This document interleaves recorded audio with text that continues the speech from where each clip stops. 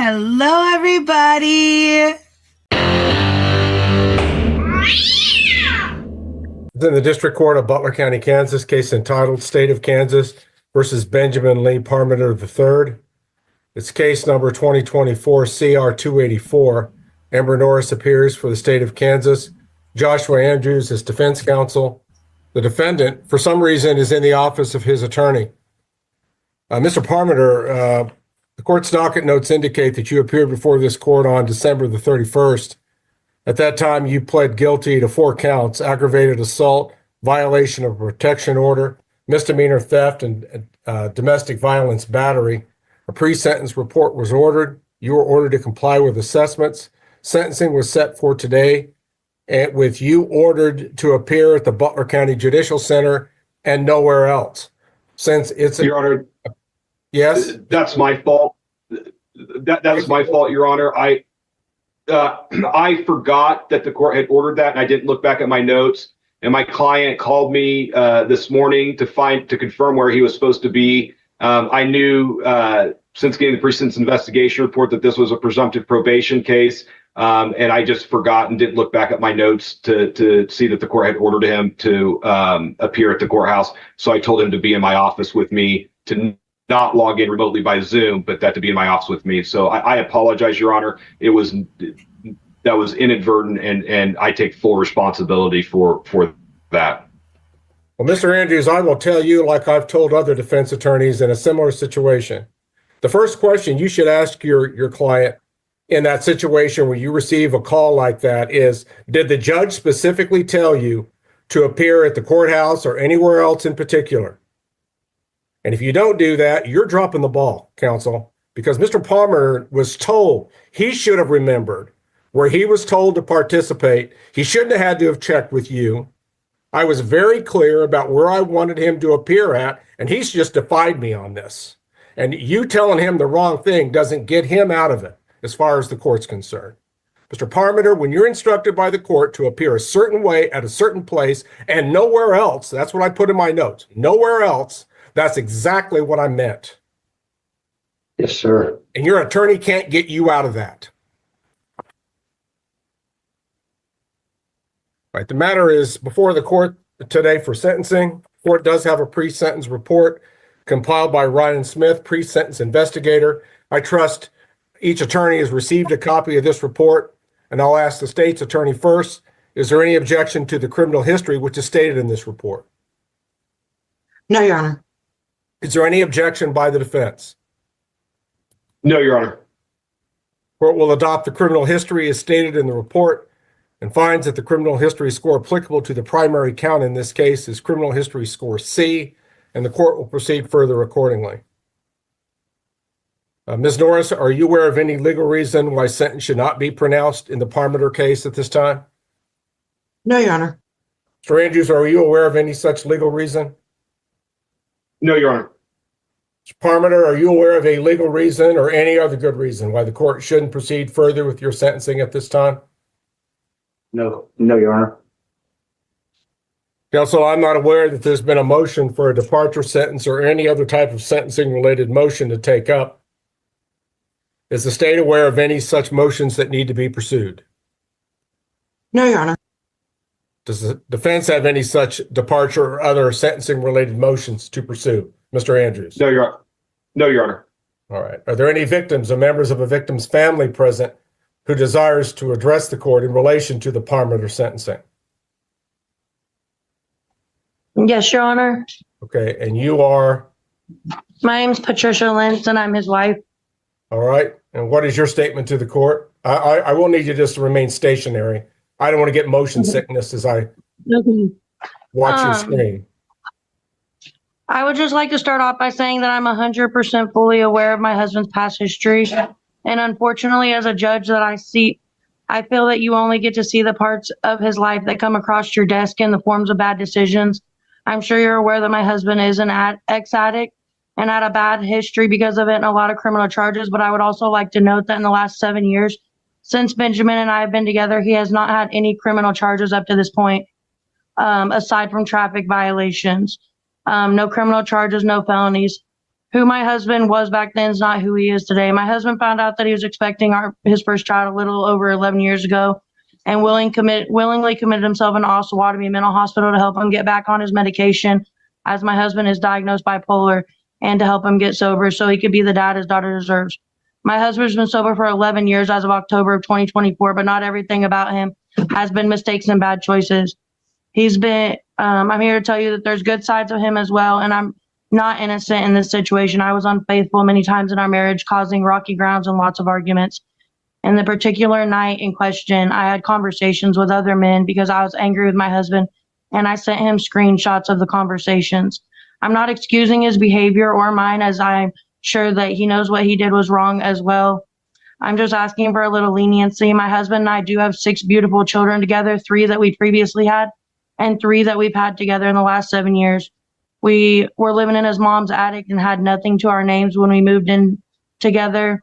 And now we own our own home and vehicles, mostly because of my husband. He's been the sole financial provider for our family for 6 years. And while he may not have been the best husband, at times due to issues on both sides, he's always been an amazing dad to our children. My husband worked every day. He'd leave at 4:30 in the morning to be at work and be home by 5:30, or not get home until 5:30 in the evening.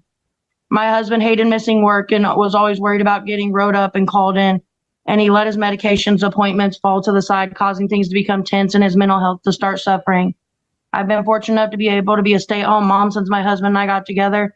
After working all day, he would still come home, make dinner for our family, and help get the children bathed for school and help them get to bed and tuck them in every night. The situation has had a detrimental impact on our children's lives.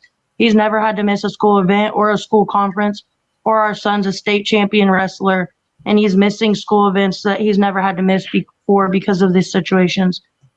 I just want all this to be wrapped up and over with, and I want my kids to be okay and my husband to get back on his medication and amend the damage that all this has caused our family.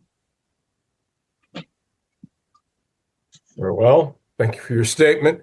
Is there anyone else who's a victim or a victim's family member who intends to address the court in relation to this sentencing? Where finds no other persons present.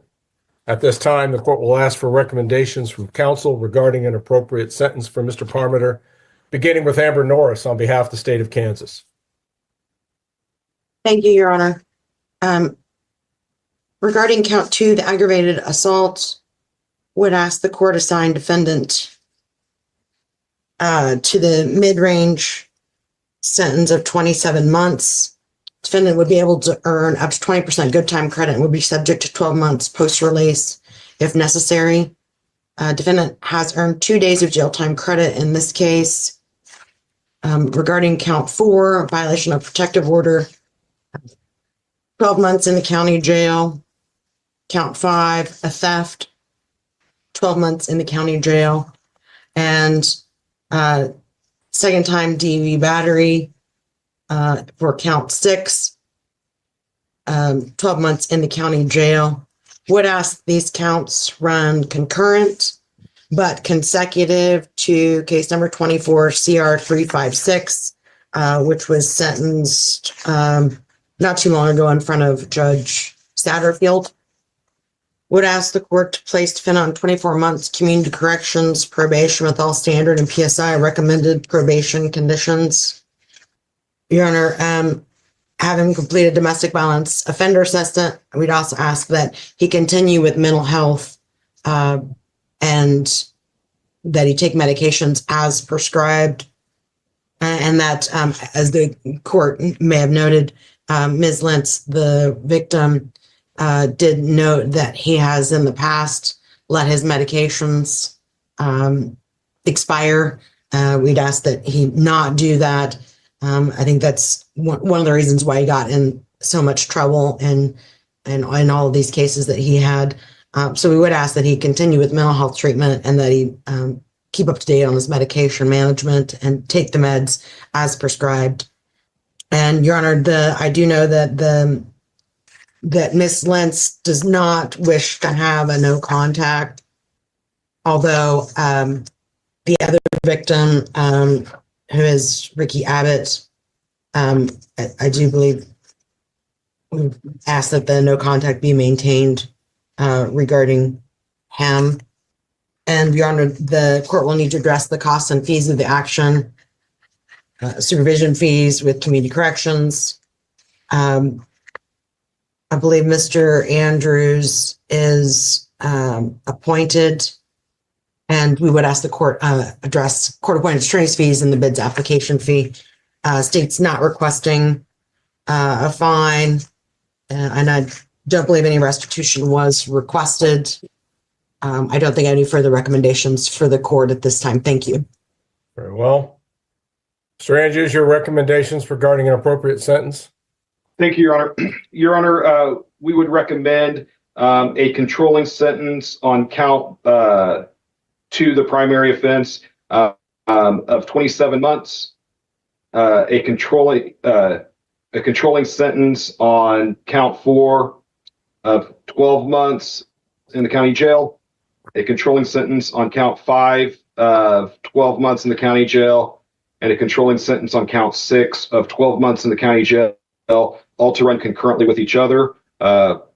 We would ask the court to confirm the 20% good time credit on the primary count, or primary offense rather, 12 months post-release supervision, that Mr. Parmenter be granted probation with community corrections for a period of 24 months.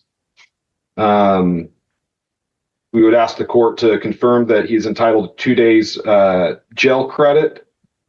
With regard to the conditions of probation, we have no objections to any of the conditions set forth in the pre-sentence investigation report, although we would ask that the no contact with victim be limited to the victim, Ricke Abbott, and that there not be a no contact provision with regard to Mr. Parmenter's wife, Patricia Lentz. How much are your fees in the representation of this client? Your Honor, I apologize. I did not get that number. I meant to, and then I got distracted and didn't do it. If the court wants me to, I'm in my office, I could get that number in just one quick minute. I just have to run to my other office to get it. If the court would be willing to grant me a 1 quick minute to do that. Why don't you run to the other office and get it? I'll be right back, Your Honor. And Your Honor, I believe Ricke Abbott is on actually with Patricia Lentz. Ricke Abbott is her brother. So when Josh gets back, if we could go back to Miss Lentz, I think Mr. Abbott wanted to speak as to the no contact order with him. Okay, when I asked if there was anyone else, there was no response. So, I understand, Your Honor. I just got a message from Miss Lentz after I made my recommendations. And apparently Mr. Abbott did not wish to speak, but I guess doesn't want the no contact order with himself to be continued. But I wanted the court to be able to hear from him directly. Mr. Andrews, if you'd unmute yourself. Yes, Your Honor. How much are your fees in the representation of the client? They will be approximately $900 by the time the representation is complete. What kind of work does your client do? I work at Village Decorative, home and remodeling. What kind of money does he make at that job? I make like $650 a week. I get paid weekly. You obviously have dependents that you support, correct? Yes, sir. All right. Mr. Andrews, I don't know if you heard it or not. Ms. Norris had raised an issue, perhaps in your absence, about there was another victim who wished to address the court in relation to the sentencing, a Ricke Abbott. I did catch the end of that, Your Honor, about the possibility of Mr. Abbott not wanting the no contact order either as a condition of probation, if I heard that right. All right. Well, if someone on the Patricia Lentz box wants to come on with audio and video, presumably Mr. Abbott, to address the court. Hello. Are you Ricke Yes. Abbott? Yes, sir. Okay, what's your statement? So I didn't really like that you guys put words in my mouth. I didn't say that I didn't want the no contact order to be continued.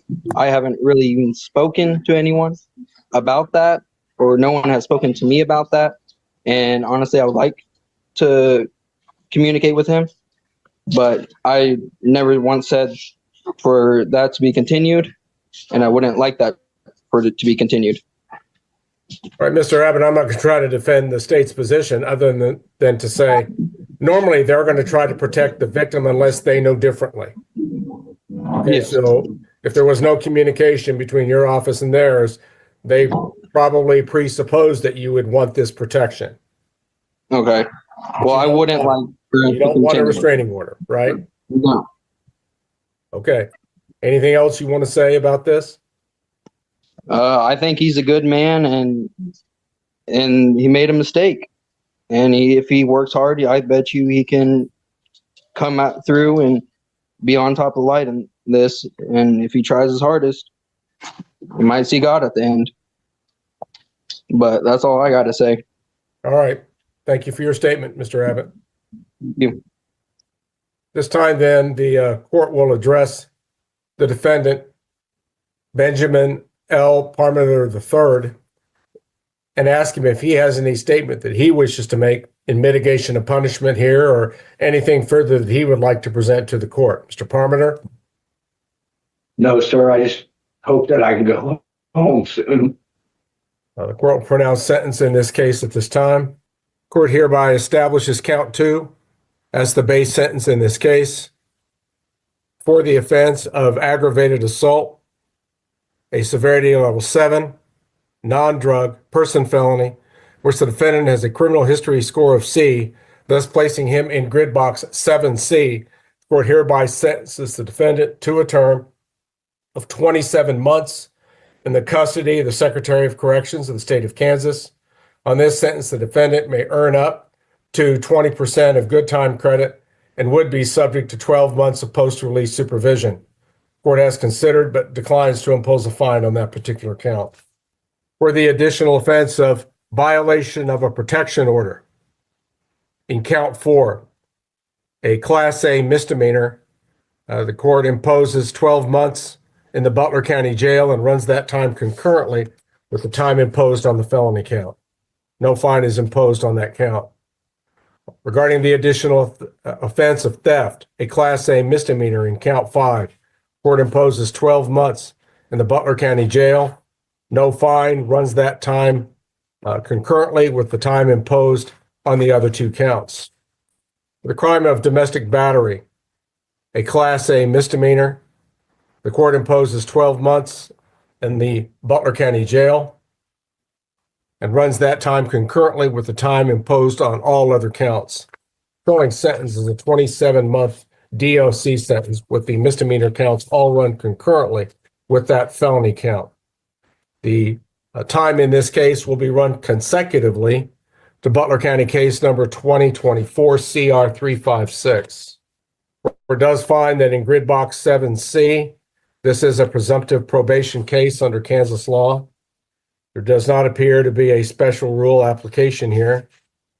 Therefore, this court will grant to the defendant an initial term of probation for a period of 24 months. Supervision will be by community corrections. Since this is an offense severity level or higher, conditions of that probation will include reporting to an officer as directed, the defendant observing all laws, the defendant is ordered not to possess or consume alcohol or illegal drugs while on probation. At a supervising officer's request and at his own expense, he shall submit to random breath, blood, and urinalysis testing. He shall perform community service work pursuant to any program requirements, gain and maintain employment successfully throughout his probationary term, notify his supervising officer of any changes in employment, residence, telephone number, or email address within 24 hours of any such change taking place. Court will not enter any no contact restrictions in this case. It appears it is the position of both victims in the case that they do not want the protection of any type of probation condition in this case. So peaceful and non-harassing contact between the defendant and these victim individuals will be allowed by the court. The defendant shall continue to register as an offender pursuant to the Kansas Offender Registration Act, abide by any curfew or travel restrictions imposed by his officer, and again, report is directed to his supervising officer in the case. Court will be assessing felony docket fee, felony probation fee, community corrections fee, a BIDS application fee of $100, and $450 in legal fees. The court does find that the court should consider the defendant's financial circumstances in lowering the amount of the overall attorney fees to be reimbursed to the state. The court does believe that the $450 amount, while less than the full amount, is appropriate under the circumstances, will not work a burden or hardship on the defendant or his dependents if allowed to be paid out over time. Department, I'm going to require you to pay a minimum of $100 a month on these obligations starting with the calendar month of March. And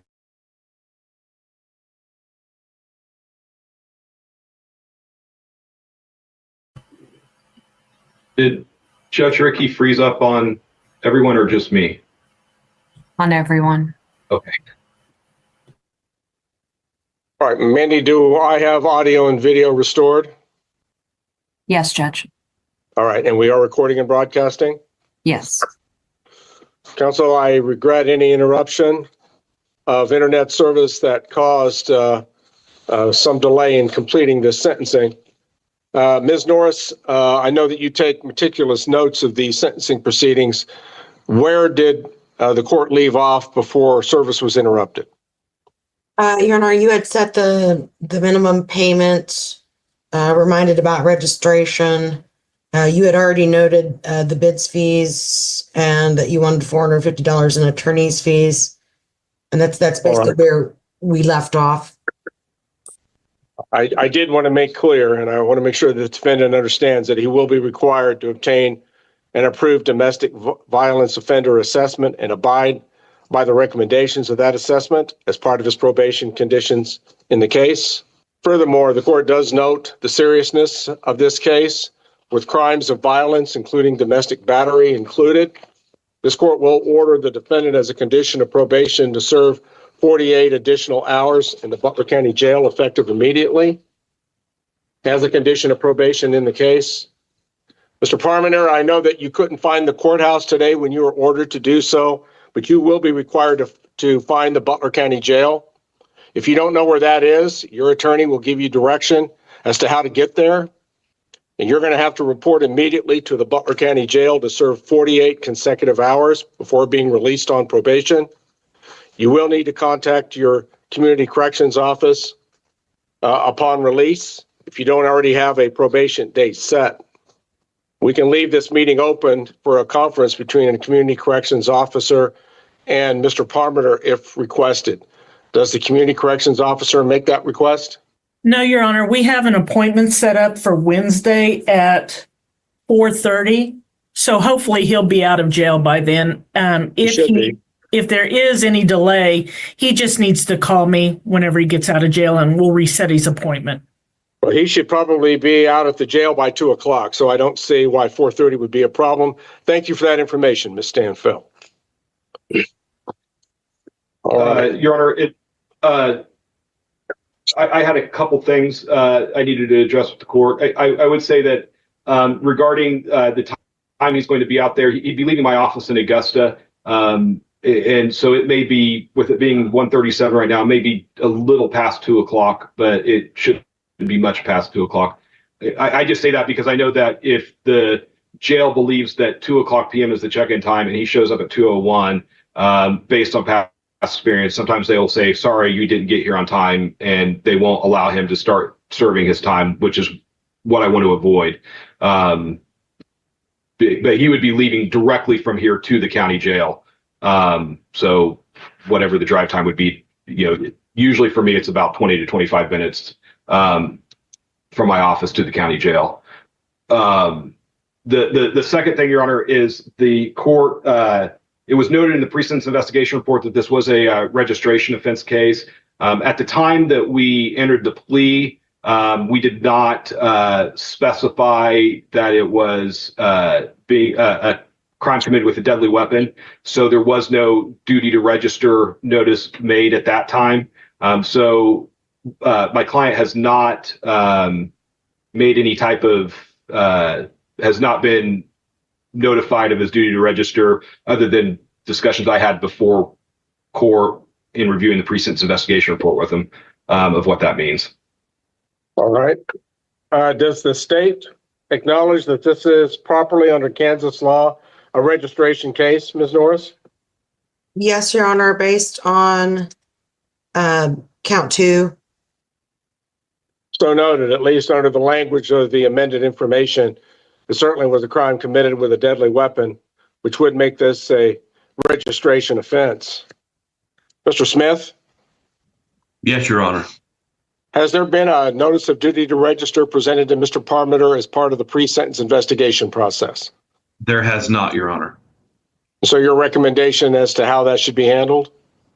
Your Honor, if he would be willing to give the defendant a little more time to report to the jail, I could have that prepared by the time he got here and get a signature from him in that way. Okay, so you would meet him out at the jail? If he could stop by the office on his way to the jail to get I his see. Okay, I see what your recommendation is. All right, Mr. Parmenter? Your Honor, I'm so sorry. I hate to try to force patience on this, but my client is wanting me to ask if it is at all possible for him to serve the 48 hours this weekend. He's concerned that if he goes in today, he's going to lose his job because he would be missing 2 days in the middle of the week. Request is denied, Mr. Parmenter. I don't necessarily trust that you'll remember to show up this weekend. You didn't remember to come to court for this proceeding like you were specifically told to do. I think that track record that you've established of not remembering what the court tells you speaks volumes. And I also believe that it's appropriate to carry out these sentences immediately and not deferred. So I'm going to order you to come by the Butler County Court Services office first on your way to the jail. This will defer your reporting time to the jail this afternoon. I'm going to expect you to be at the jail within 10 minutes of leaving the Court Services office, and I will order you to go directly to Butler County Court Services after we recess this court proceeding. So you go to Butler County Court Services at the Judicial Center first, take care of your business with the notice of duty to register with Mr. Smith from Court Services, and then go directly to the Butler County Jail to serve 48 consecutive hours without release privileges. Mr. Parmenter, I'll just note that this court had authority to sentence you to up to 60 days in the county jail as a condition of probation. This court is elected to order 2. So I understand your position. I hope you're able to retain your job, maybe make a phone call to your employer on the way. And there are implications to criminal behavior, Mr. Parmenter, something you very definitely need to learn. All right. Ms. Norris, are there other sentencing related matters that we need to address before the court wraps this up with some of its normal admonishments? I don't believe so, Your Honor. Okay. Then, Mr. Parmenter, I will make sure the record reflects that you do have 2 days jail time credit for previous time served, which I'm not crediting against the 2 days of sanction time. These are independent of one another. But the sentencing journal entry should so reflect that previous jail time credit. I again will remind you, Mr. Parmenter, of your continuing duty to register as a violent offender under Kansas law. At some point in the future, you may have the right to seek expungement of these offenses. Certain statutory limitations do apply. If you have any questions about your right to someday seek expungement, you can address those questions to a lawyer and I'm sure get your questions answered. Mr. Parmenter, under certain circumstances, a criminal defendant may have the right to appeal a conviction to an appellate court having jurisdiction. If they are unable to pay the cost of an appeal, the defendant may request the court to appoint a lawyer to represent them on appeal and that they be supplied with a transcript of trial court proceedings. Pursuant to KSA 223608C, Mr. Parmenter, you, the defendant, have 14 days after this judgment in court to file any notice of appeal with the clerk of the District Court of Butler County, Kansas. You do have the right to appeal this sentence if the court has ruled adversely to you at this hearing. I will remind you that there's prohibitions against a convicted felon possessing a firearm, and that there are losses of certain civil rights, such as the right to vote, until your sentence is fully discharged.